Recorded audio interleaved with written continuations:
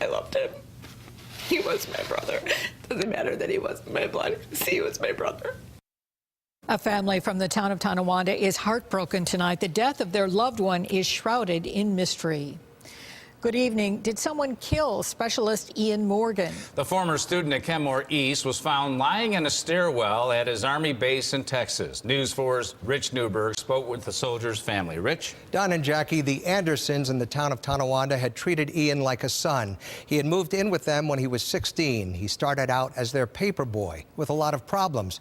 Now they have learned he met a terrible death, and they are waiting for answers with very heavy hearts tonight. I loved him. He was my brother.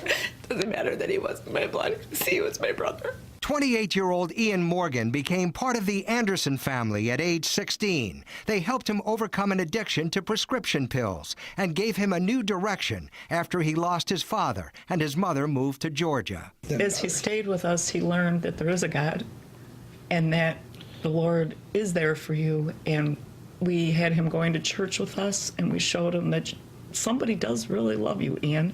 But Ian, who enlisted in the Army, was found early Sunday morning in a stairwell outside his barracks at Fort Sam Houston in San Antonio, Texas.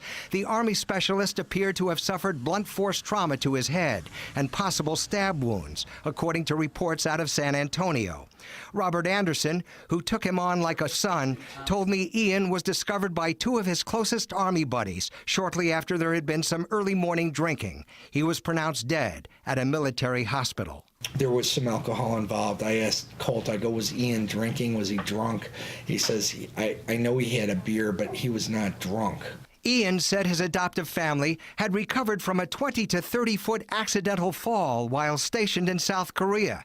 He was in terrible pain, they said, and had taken up drinking, but was receiving counseling and had made a decision once again to pull his life together. And in doing so, he decided that hanging out at the barracks wasn't the thing to do because it was just a matter of drinking continually. He needed to break away from that. At age 28, Ian Morgan had been through a lot in life, but kept his smile and sense of humor.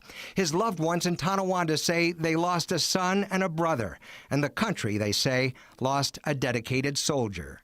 A good one. And so many people lost a friend.